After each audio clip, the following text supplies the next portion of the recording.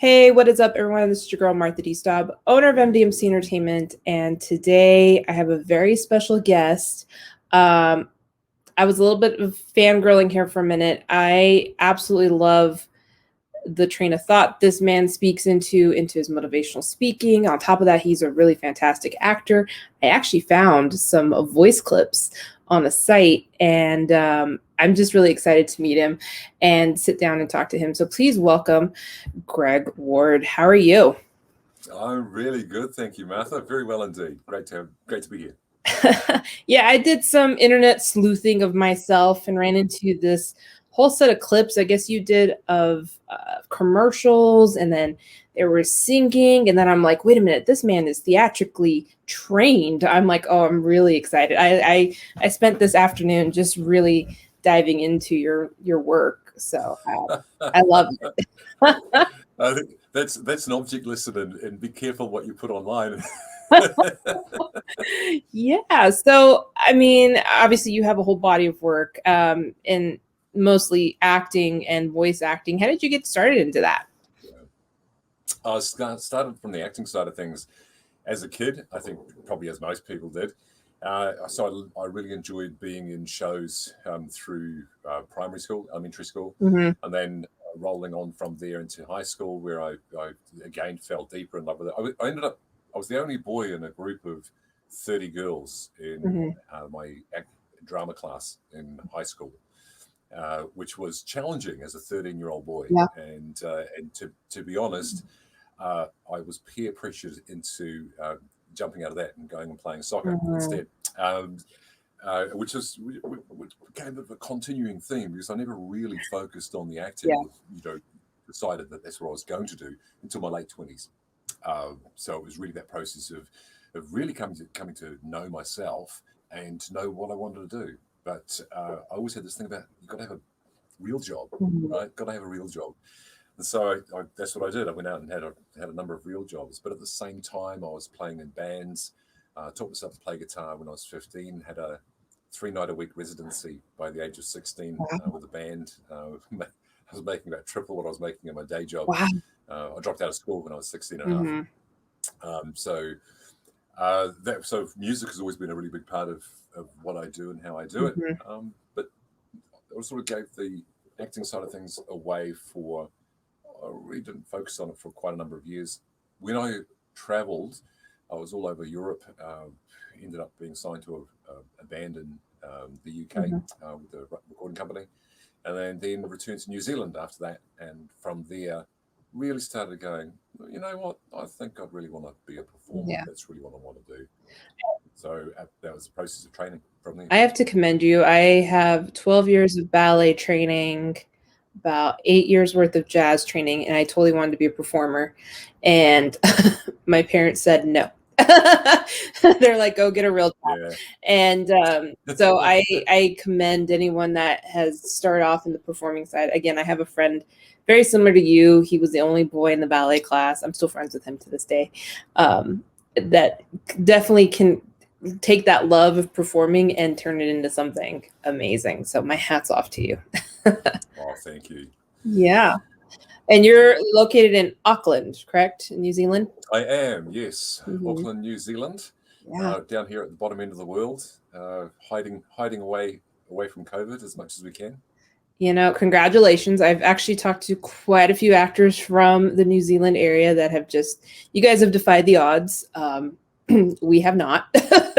But, New Zealand is this nice little hub where a lot of, filming and things happen. And you're pretty central to that. You actually started off on Xena, correct? Yeah, absolutely. Yep, yeah. That was my first on-screen role. Yeah. And I, again, kind of against the odds, I got this role and went and auditioned for it. And it was the process of you have to back yourself and not be a naysayer for yourself, which is really hard as an actor, because we're completely focused on our quality of performance, and all of us have imposter syndrome. you're the biggest ego in the world. You still got this imposter syndrome. Just looking around, going, "Am I good enough?" Yeah. You always, after a take, you're going, "Was that all right?" Mhm. So, which is the craziest thing. I sat down, jumped forward quite a number of years, Yeah. and I've just finished the first season of Spartacus, Mhm. and I was sitting down with my agent. I'd invited her to come in and watch an improv show that I was doing, and I just said to her, "Oh, Liz, I'm just have this, I'm looking around, I've all these great actors around me, and I'm sitting here going, who am I? It's just ridiculous." She threw her head back and she laughed. And she goes, "Oh, you actors, you're all the same." She said, "I have this conversation with every single one of our actors." So it gave you a good kick in the bum, really, to go, okay, yeah. Spartacus was definitely one of my favorite shows. That's just it's on the top of one of my favorite, just devoured TV shows. You did fantastic in. So I commend you for that performance as well, because you're part of the Senate. You're. Yes, that was good fun. Really good. Yeah, fun. Actually, there's the little trick to that is that I got the second season because of a scheduling conflict. I was unable to turn up for the giant death scene in in Batiatus's house, and as a consequence, they had to write me into the second season. So I was very happy with that. Yeah, that whole entire series was gnarly. Like, it was just so good, though. Like, I've met several of the actors that have been on that show, and they all love the experience. It's just it's up there. It's on the mecca of top TV, really well written and executed shows. So yeah, I totally fangirled over that. Writing. Yeah, beautiful really thought out writing. It did never feel like it was slapped together. Every crucial point. As much as I hated her, I actually met Alithia, Viva, I forget her last name. And I asked, there you go. And I asked her, I said, "How in the hell could you play such a bitchy character?" And she's like, she's like, here's the thing to that. The truth of it is that you have to really understand why she's like that. And like, she really thought it out. And I'm just like, holy crap. Like, she, really researched kind of like, how do people in this stature behave and why do they behave? And then getting down into the philosophy of it, I'm just like, wow, that is nuts. It's an interesting thing because you're playing in that particular show.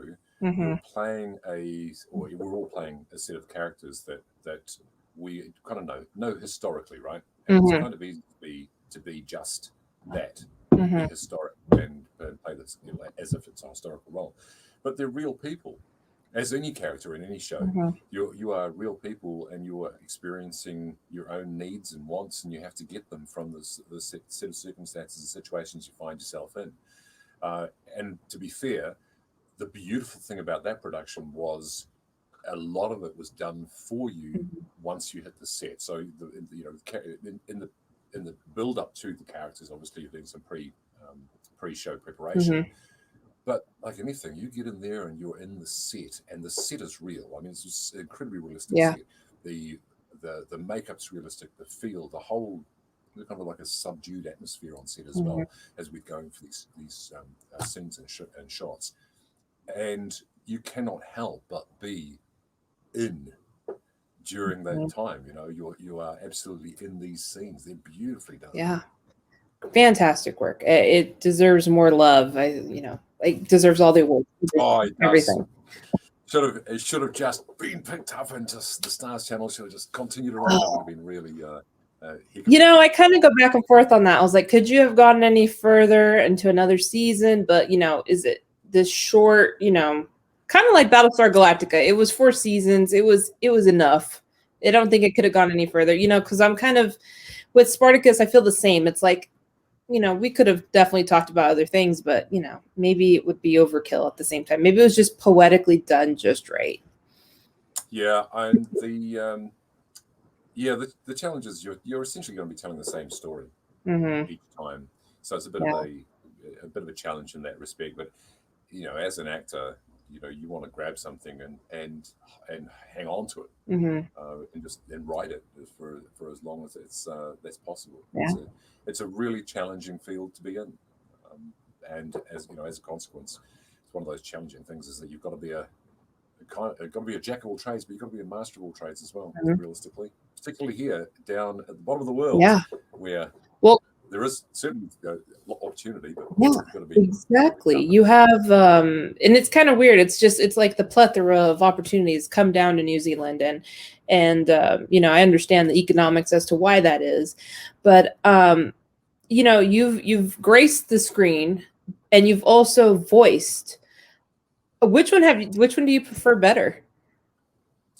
I prefer at the moment voicing, but it waxes and wanes depending on how I'm feeling, really. Mhm. And the only reason that I'm focusing more, I suppose, on the voice side of things is the time factor. Mhm. So being in this part of the world and with the work that I do, so I've taken those acting skills and performance skills and crafted them into the corporate world, so Mhm. association events, conferences, and that kind of Right. thing. So I'm taking that skill set there. Now, doing that means that I'm unable or unavailable for shoots. Mhm. So if I've got a commercial shoot, or if I've got a drama shoot coming up, or an opportunity for it, then you're going to get a set of dates. So it'll be, can you make the audition for, it's going to be the first one. Can you make wardrobe after that? Can you make the recalls? Are you able then, if you get the role, can you block yourself out for this X amount of days? So that's all well and good, except a lot of that corporate work that I get has got a 9-month to 12-month lead time on it, whereas the film and TV work has got a 2-week through to sort of 2 months lead time on it. So trying to correlate those two elements of a calendar was really challenging. And it's got to the point, realistically, where unless there's something really massive that's a great opportunity, casting agents are basically going, well, Greg, you know what? You're just not available. We'd like to put you forward for this, but at this point. So the intent on the acting side of things is always to go back to that. I'm still looking out for opportunities. I've mentioned to Ryan as well that I've got a cool opportunity for an audition coming up, which is it's all completely under wraps, but it's massive. It would be a really brilliant opportunity. So if the timing is a challenge, then of course voicing is a different story altogether, because that's short lead, but it's only short time frame in terms of what you need to do, and it's still acting. Yeah. You might be using your voice, but you are doing exactly what you're doing. In fact, to an extent, it's heightened. You need to actually give more to that voice role, because you have to convey all of your performance only through the element of voice. Yeah, it is. I mean, like I said, I've talked to many voice actors, and it's truly an art form, because you're literally given an image of something, and you're like, all right, bring it to life. It's almost like it's very godlike. How do you find Yeah. how do you find that specific voice? Does it come to you like an epiphany, or does it come in dream form? I mean, how do you breathe life into a character? Yeah, all of the above to an extent, but realistically, it's using senses. So if you only have an image to work with, then that's all you have. So you're going to look at the image, look at the physicality of that image. And what I tend to do is I put myself in the pose physically, and then allow myself to speak and see what comes out. Okay. And sometimes that's pleasing, and sometimes it's horrendous. It just depends on that feel. But that's from that process is then to refine, and what your vision isn't necessarily what the director's vision is. So you have to try to find that line and fix it up. Remembering that, especially when you're auditioning for a voice role, that you don't necessarily have a lot of time. So you tend to, I certainly do, be as specific as I can. So I write a lot of things on my scripts about what's happening, what am I actually trying to do? What besides the script. The script is just the tiny veneer on the top of this. It's the canoe, Right. I'm trained as a Meisner actor, so the whole thing's like the canoe of the words, and they're sitting on top of the water, but the river is really deep, and the depth is the behavior. Right. So what's the behavior that you're going to do to add to the words that come out? Yeah. Did you ever think in your career that something you voiced would become an action figure and you can go find yourself in a store? No, not in a million years, I have to say. And finding out, what was it, on Saturday, 3 days ago, 4 days ago, that Spinferno from the Power Rangers franchise is a action figure, Yeah. and that's forever, right? That's forever. That's the character. That's from the Yeah. show. That's my voice. Yeah. So you kind of it's still really hasn't really sunk in, but I've immediately ordered one. So it's winging its way here now. So I'm looking forward very much to seeing it. Yeah. Putting it on my shrine. Yeah. My shrine of stuff. Yeah, you've been in quite a few of the Power Ranger franchise, which is really exciting. You know, obviously because they film down there. It doesn't look like they're going to stop filming there anytime soon. Word on the street. Yeah, you've lent your voice since 2006 to this franchise. I mean, how does that make you feel? That's a pretty big deal, especially if you know the Power Ranger fandom, because those guys are crazy. They devour everything that is anything and everything Power Rangers. I mean, you're part of a cult classic.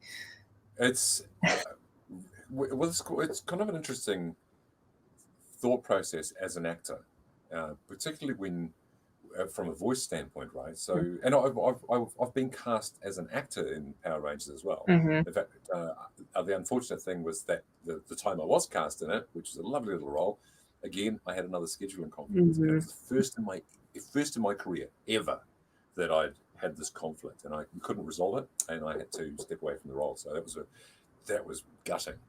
But that's the nature. Sometimes those things happen. You can't really get around it. But when you voice a character and you imbue yourself into that character for the period of time that you're there, which for a voice is 2 hours, sometimes a bit longer, but in general, that's the sort of time frame that you're in. And while you're there, it is 110% completely in that character for that period. And that's it. You walk away, and of course, there's the next project is there, so you're moving to the next project. So whatever that next piece is, and as the way that I do what I do is very immediate, and that's the nature of acting, right? Is being in the moment, right? You're there. Right. So once you walk out away from that, you're in that moment for the next thing. So you know you've done it. It's there in the backstory. It's there on IMDb. It's got all of those sort of attributes to it. But it doesn't register. You just sort of carry on through life and do what you do. And I'm always forward looking. Yeah. So one of the things is, in fact, I actually did this, but until yesterday, I hadn't watched any of them. Yeah. And then yesterday, I went and watched them and found the fight scenes. Did a whole lot of YouTube sleuthing to try and find the pieces where I was performing, and I'm really glad I did, because it's like a walk down memory lane, but it's like, you know what? I did all right. They're pretty good. It's pretty epic. So you've done quite a fantastic bit of work with acting and, performing, but what got you into being a keynote speaker and becoming a motivational speaker? What was the journey to that? That's been a bit of a lifelong journey, actually. The speaking came out of was I wanted to MC, and that came off the back of performing. So I'd perform for events and so forth, and in my late 20s, and as I was training as an actor, I had this angle that I would take every job offered, whatever came up, any opportunity as an actor, I would take it. So I took these opportunities as they came up, and there was an opportunity for me to do an MC role. It's not an acting role, but it's a performance role, and you stand up and you're guiding things through. So I just added my performance skill to that role as a speaker. And then I found that I had, over time, quite a natural inclination to it, and it suits my personality well. It's really a hospitality thing. It's really about how you support other people and other events and other speakers. And I made a bit of a business out of it. In fact, it's been my main breadwinner for 20 years. And with the acting, the voice, and performance, and music, and all sorts of things interspersed with it.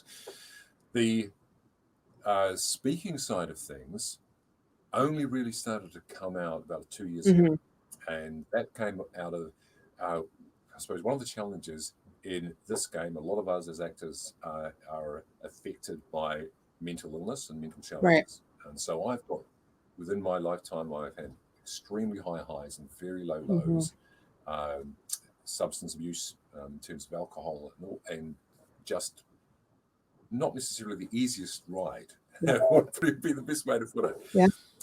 And I really didn't pay it any attention, didn't give it the attention that it really deserved until I found myself in a particularly dark place in Melbourne at the end of a conference in 2018, and realised I had to make a change. Yeah. And it was the day after this incident that I ended up speaking on stage for the first time ever about how it was for me in the game of standing on stages and performing with this. You're with an audience, but the audience isn't your audience. They are only your audience for a very short period of time. They're their own separate group, Right. Particularly conference thing. Then they go off and do their own thing, and then you, as a performer or as a speaker, as an MC, you are left. And they want you to come with you, but you to come with them, but you aren't part of them. You don't feel part of them, and you're away a lot. You're in hotel rooms. You're away from family. You don't have a lot of support around you. So I shared that for the first time from stage, and somebody came out of the audience at the end of it. I was walking through the crowd. Someone came up and touched my arm, and they said, "Thank you for sharing that. I thought I was the only one." Yeah. And that was that. We talk about moments. That moment made me realize that by actually opening up and sharing what was going on, then it had the power to help other people at the same time. Yeah. And so it's been an ongoing journey through that, because you don't just turn into a keynote speaker overnight, because that's a lot to do with storytelling and performance and crafting and building and shaping. And so that's been my process of just building and growing through that and sharing my story for the betterment of others. And, hopefully that's having some effect. Yeah, I kind of went through a similar thing. We didn't talk about this off, which I probably should have mentioned it. But, I had been doing MDMC entertainment as a side gig for several years, as a marketer.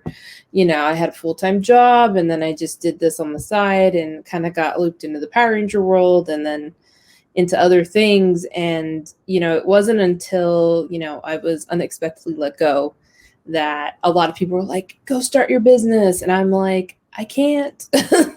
I gotta go get a job. Like, I need a paycheck. And then I got into, it was like 233 days of unemployment, got a job with someone who I should have never gotten a job with, but it was like the worst job imaginable. And I did that for 3 months, and then she let me go. And it was stupid. Like, it was just like, what the hell with this? I'm done. I'm out.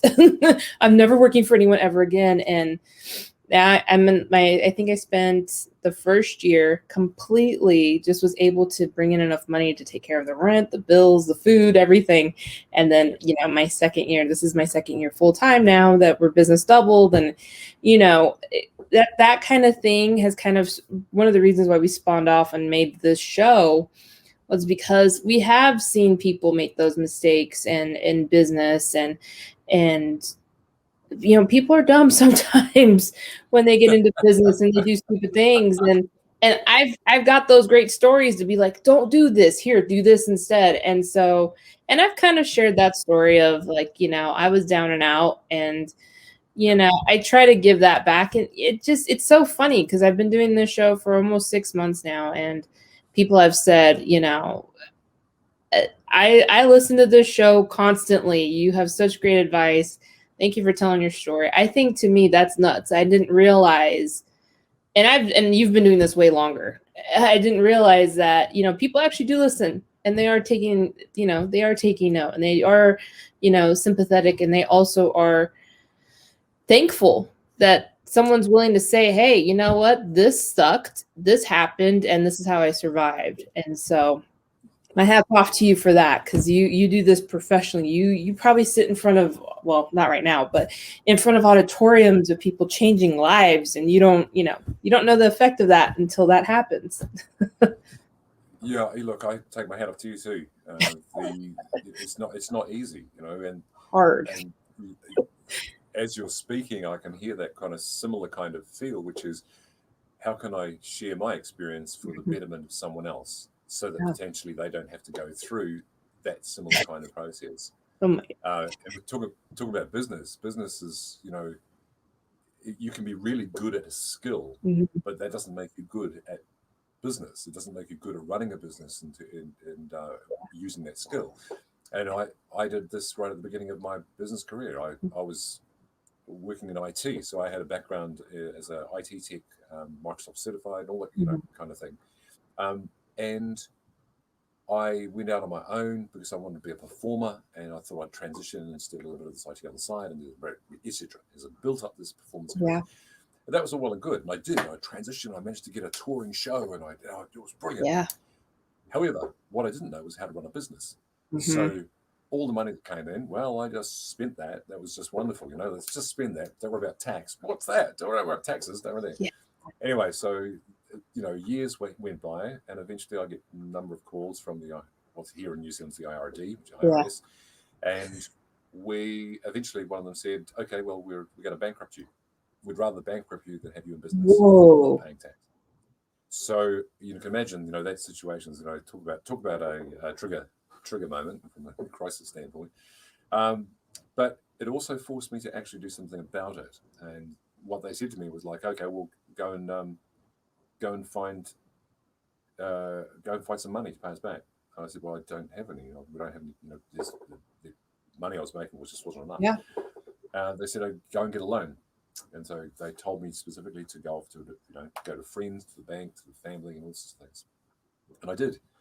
Cap in hand, shamefaced, I went off to friends and family, and ended up, the last person I went to was my mum. And I went to her and said, "Hey, Mum, this is the situation, this is what I've got. Can you loan me this money?" And it was $50,000. And Mum said no. Yeah. And it was not good, but at the same time, the best thing she ever did. Yeah. To say that, because it forced me to actually do something about it, which was make a commitment to paying that loan, that debt off. When I went back to the Inland Revenue, they said, "Brilliant." So they said, "Sign us a deal." So I signed them a deal. They said, "It's great. Now we're going to take 20 grand off." Wow. So that was, and they said, "Because we can see that you're trying to do this. We know it's a massive amount of money. So here you go." And so it took me 2.5 years to pay it off. And I worked and worked and worked and worked and worked. But the benefit of that was at the end of 2.5 years, instead of stopping paying, and I'd married by that stage, and my wife and I would just continue putting the same amount of money into an account. Yeah. And within a very short period of time, probably about 6 months, we had enough for a deposit for a house. And so we bought a house. So all these great things that come from, and it's responsibility too, right? You've got to take responsibility for what it is that you do. And in the interim, I did a certificate of small business management. And I can't say enough about that. Just a general basic course in how to run a small business. Yeah. And that's been so beneficial because, of course, it's turned my small business into a pretty damn good business over time. As seen on TV is what your website says. This is how big you are. That's correct. You've done so much in such a short, I don't know if it's a short time, but you've been doing this for about 2 years as speaking and things like that. I mean, that's success doesn't happen overnight. It's work and a lot of diligent, just devotion. It really is. And the ethos for me has been, I want other people to succeed in the same way or better. In fact, the whole thing that we do is, if we're trying to teach somebody about something, we want them to be better than us. And when you teach something, you also grow as a human, right? You learn more about what you're doing by teaching it. That process, I think medical students go through it, and they say, watch one, do one, teach one.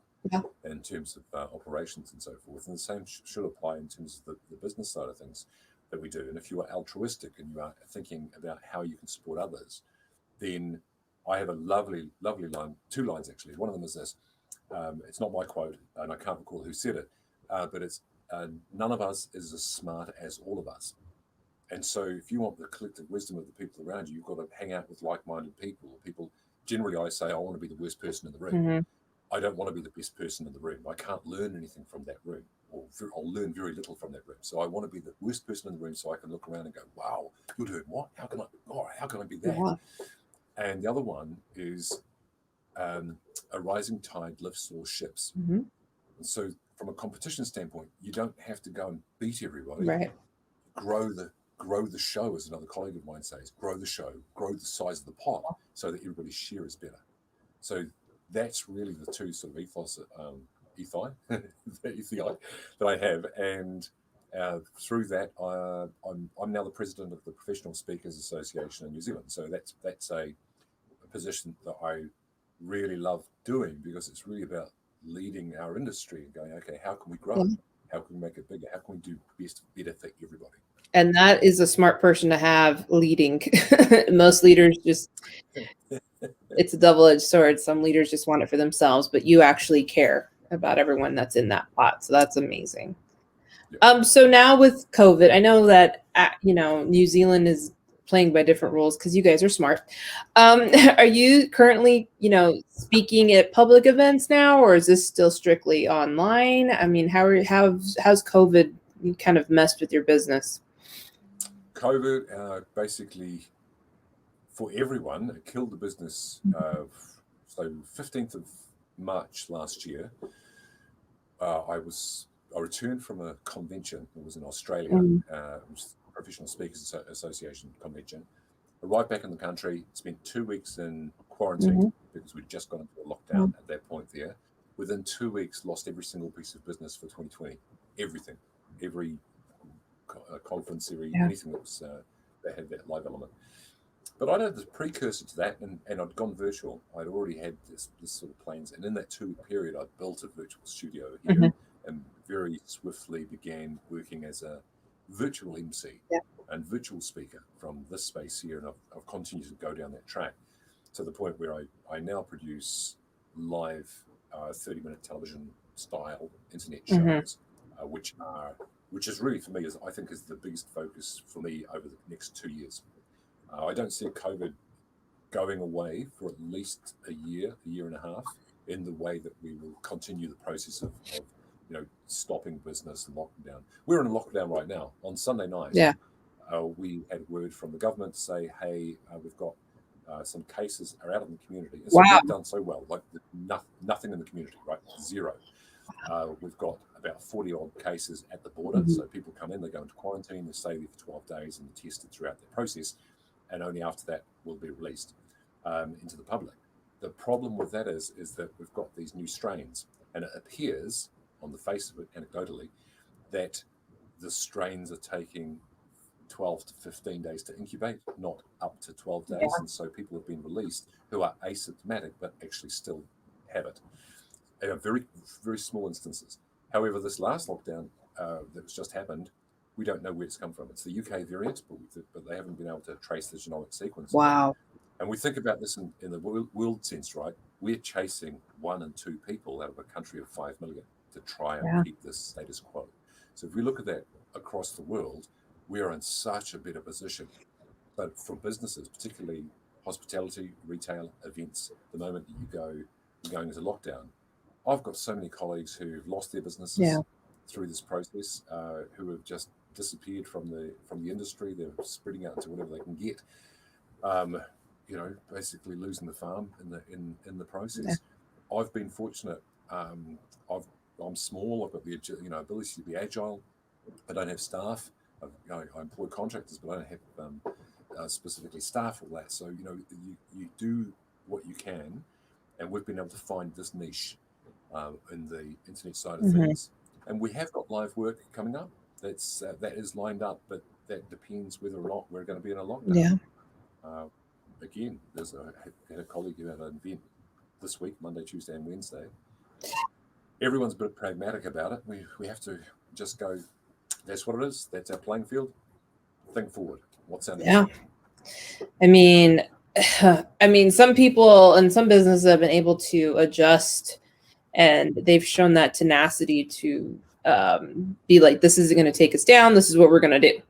And in some businesses, it's inevitable because of the industry they're in. There is no adapting. That's it. It's like, just like movie theaters and, these live events, like there is literally nothing you can do to curb that. And even if you were to put it online, it's 50-50 if people will buy into it, which is sad. I think we got to support everybody because it's affecting everybody, Yeah, Yeah. 100%. Yeah. What's it like in San Diego? Well, we do have outdoor dining open. The malls are open. It's just you can't go into a store. I think there's like a limit to how many people can go into a store, so there's lines 6 feet apart. Um, the beaches are open. I know at one point they were trying to stop everyone from going to the beach, and I was like, it's outside.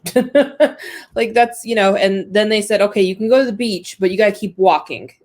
You can't stop and just sit there. I'm like, wow, then what's the point of going to the beach? So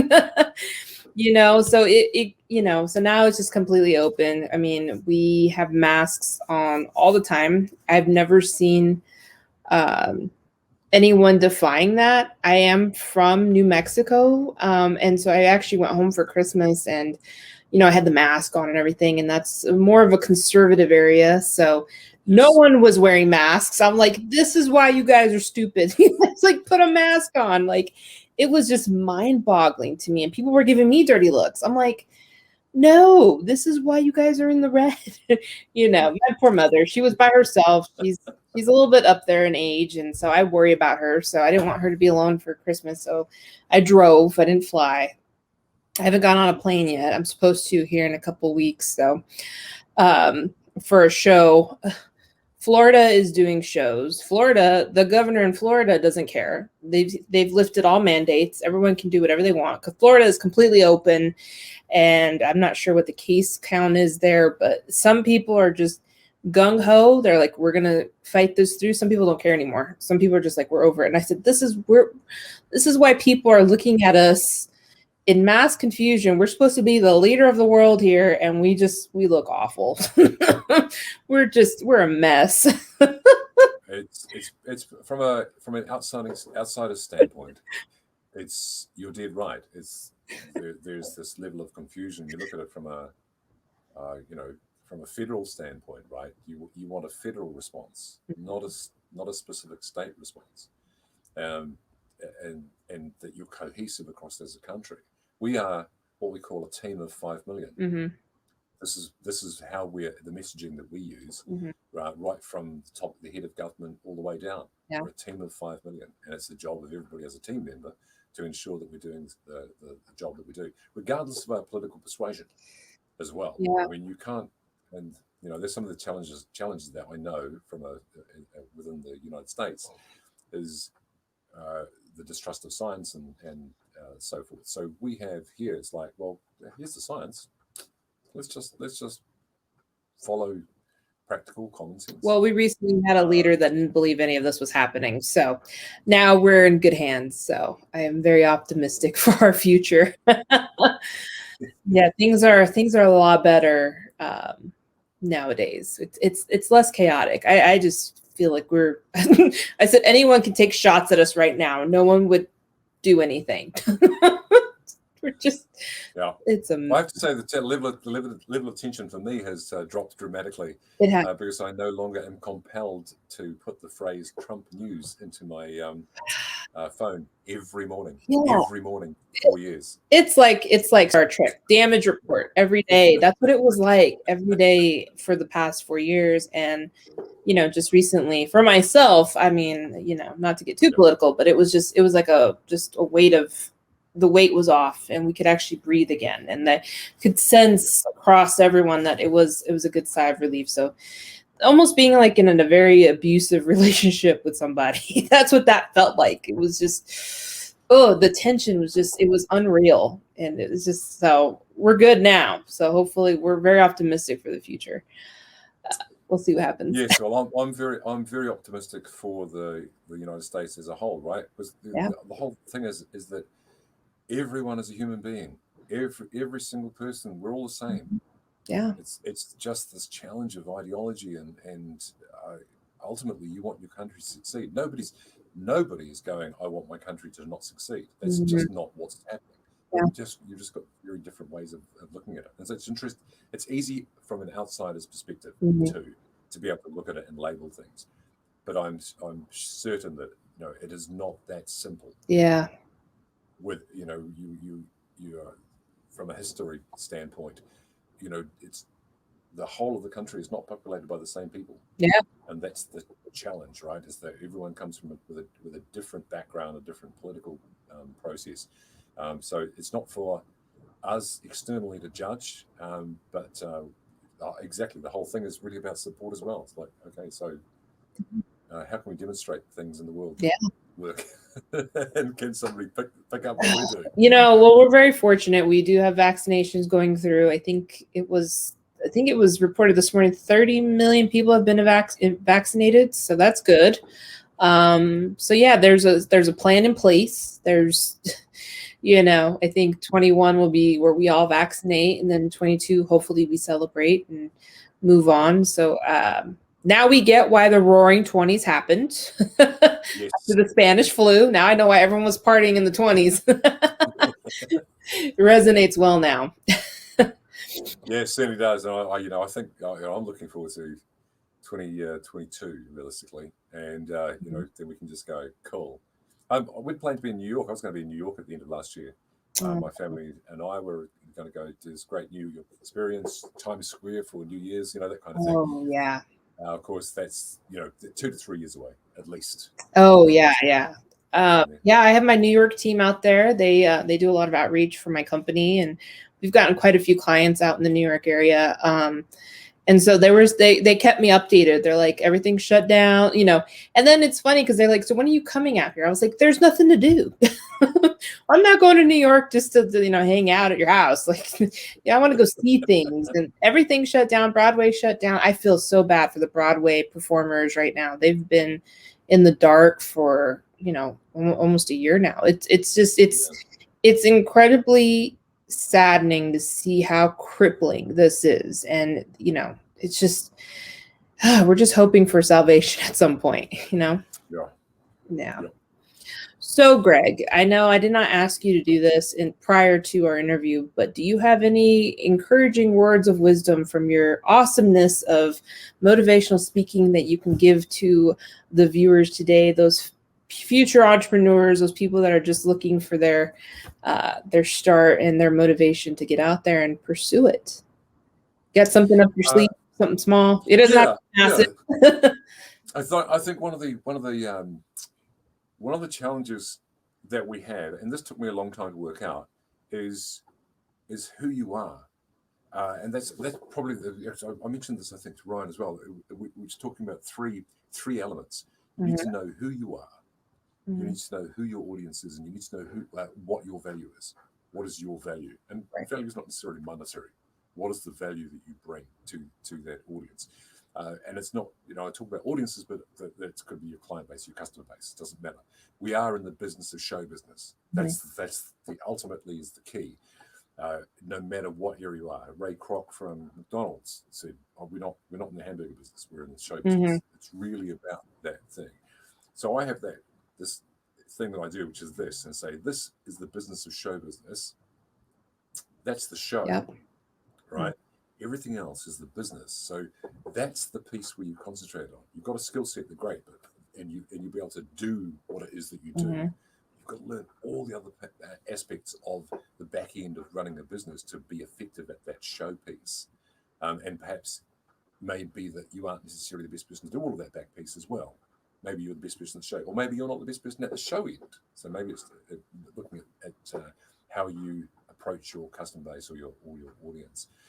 But that's the thing. It's like, know who you are. Take time to find out who you are. What drives you? What are your motivations? What do you want out of life? And then understand who your customers are. And your customers are not everybody.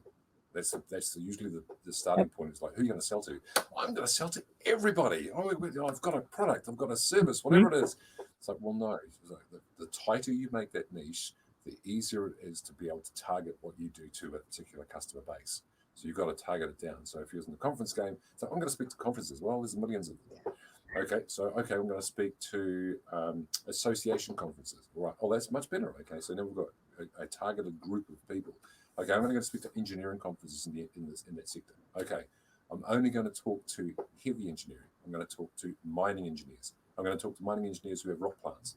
So differentiate and bring it right down and find where your target market is and attach who you are to that specific niche. And then whatever you do, don't undervalue yourself. So whatever you're bringing to that audience, whether you're a performer, whether you're a voice actor, speaker, service provider, hospo, widget maker, whatever it is, understand the value of what you bring to that person. And it's not the cost of what you're doing, it's what they get out of it. And ask the question always, what do you want to achieve? For your customers is always about what they want, right? It's what they're receiving, not difference between features and benefits. Benefit is what they receive. A feature is what you tell them they're going to have. Got all the bells and whistles. It's bright red. It's this car. It goes 50 miles an hour. Goes 80 miles an hour. In a 50 mile zone. All those things are just features. But what are the benefits of it? What does the person receive? So, or the client that you're trying to push it to. So, in a nutshell, I can overload you, but I won't. But essentially, that's that. Know who you are, know who you're selling to, and know what your value is. Well, I found your videos on YouTube, so I've subscribed, and then I will do it on this channel as well to subscribe as well, because I don't want to miss it. It was just really captivating. I think one of the things that one thing that stood out to me the most was you mentioned, having these awards and stuff, and you're like, that's already done. It's in the past. You focus on the now. Yep. Yeah. Completely and utterly. I mean, they're great. They're great benchmarks. In the same way that I'm doing these Power Ranger voices, and I've got to say, I'm very pleased. I still am receiving auditions for the series, so I've got my fingers crossed to see where that might lead. But you've got to be in to win, right? But ultimately, if it's done, it's gone. You can't change it. You literally cannot change what's already happened. Yeah. There's 2 or 3 elements, right?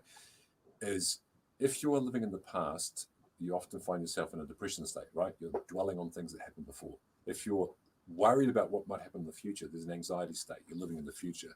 But if you live here in the moment, in the present, there's a moment of peace here. So if you can continue to bring yourself back to this present point, that has a huge amount of power. Not to say you're going to forget the learning of the past or not to have a goal or what you want to achieve in the future. It's really just, what can I do now? What is now? What is the power of now? It's kind of funny. Oh gosh. So I was watching, I love documentaries, and I don't know if you're familiar with Wendy Williams. she has her own TV show. She was kind of like a hot shock. And it was kind of funny because I idolize this woman. I've gone to New York and seen her show in person twice already in the audience.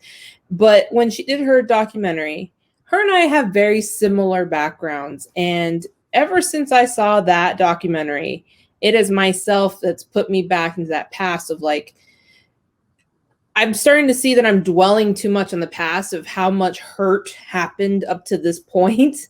And I can't let that go. And I'm just like, I brought out a journal. I have a journal I write in.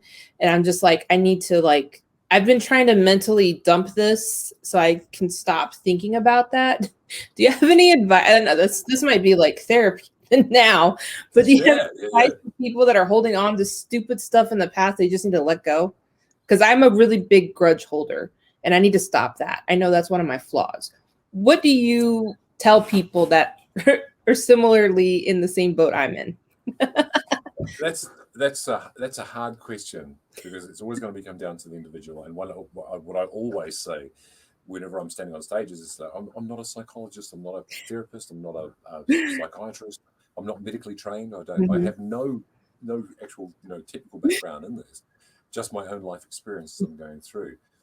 But what is a really, really powerful antidote for that sensation of what if, well, it should have been this, should have been that. And I suffer from that too. Look, I have I'm often thinking about what could have been, what should have been, and why it didn't.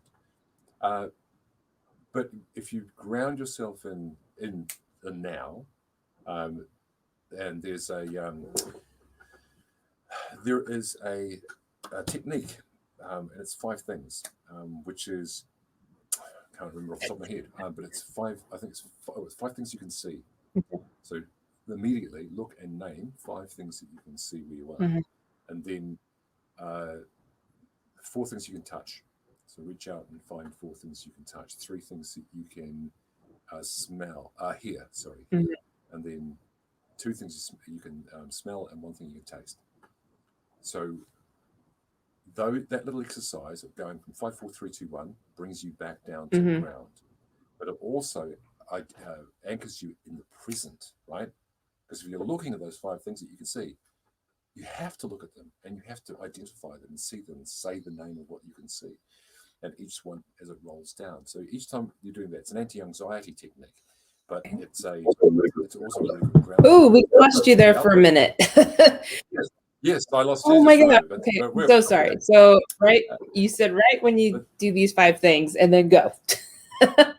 Yeah, so those 5 things that will ground you, and it's a really nice piece.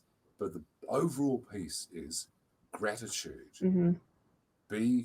Find something to be grateful for, because when you are thinking about something that you're grateful for, you cannot maintain the same headspace of a grudge, and you can't maintain the headspace of being depressed about something if you're grateful for something. Yeah. So whatever it is you're grateful for, it could be the smallest thing. The flower you saw on the pavement as you walked outside of your apartment, it made you feel something. Be grateful for that. Grateful you've got shoes on your feet. Yeah. If you've got shoes on your feet, be grateful if you've got that you know where your next meal is coming from. There's a lot of people who don't. In fact, the vast majority of people in the world don't. Yeah. And yet we tend to, because we only have our own experiences, we tend to place our own experiences very high. Yeah. When we place ourselves against a benchmark of people who aren't having that as good a time as we have, it puts things in a little more perspective. But I would suggest go and have a look up a chap by the name of Martin Seligman. Okay. And Martin Seligman is the founder of positive psychology, which is where I derive quite a number of my pieces from, or the basis of what I do. He's brilliant, absolutely brilliant. Okay. And he talks about that element of psychology where he trained as a clinical psychologist and he was working as a therapist, but he found that he could never get people past 0. You could take them from minus 100 up to 0, but he couldn't go from 0 to 100. There was something about the happiness factor that didn't work. So he realized that all of modern psychology has been based around fixing broken people to 0. Oh. So he thought, no, we're not going to do that. We're going to take people who are whole and broken people, but we're going to take people who are whole and take them up to 100. Why not? Okay. So that process is really valuable. So he's a really good guy to have a look at, Martin Seligman. Okay. And also Otto Scharmer, if you've ever come across Otto Scharmer. Okay. He talks about listening. Nice. All right. Where can people find you at if they want to further listen to you, or social media or things like that? They can find me everywhere on using Greg Ward MC. So if you search for Greg Ward MC on Twitter, on LinkedIn, on Facebook, on the web, my website, that will also get me to my website. I often go by Greg Ward Speaker as well. So gregwardspeaker.com is my website. And on Instagram, I'm Greg Ward Creative. Okay. So I haven't touched that in a while, so I must get back onto that. I paint as well. I'm an artist. Oh, so, how exciting. I've got a bit of stuff there too. Oh, that's nice. Well, Greg, I want to thank you so much for your time and sharing your wisdom with us. It's truly a treat. Like I said, I'm going to continue watching your videos on YouTube, because the one that I did find, I was like, man, this is really good. So instantly hooked. But yes, thank you so much for your time today, and I appreciate you. And hopefully, I can't wait to see any other future acting jobs here soon. We'll see. We will see. I'll keep you informed as to how that's going. But I really appreciate the invitation to come and join you on here, and love this chat. So thank you very, very much indeed, and look, all the very best for the business under very trying circumstances. Yeah, thank you so much. Like I said, we're very fortunate being in the digital space. We were able to double business size. So I'm very, very grateful for that. Yes, absolutely. It gives a roof over my head. So, but yes, thank you so much. And thank you everyone else who joined, and I guess we'll see you next time. Fabulous stuff. Thanks, Martha. Thank you, Greg. Bye.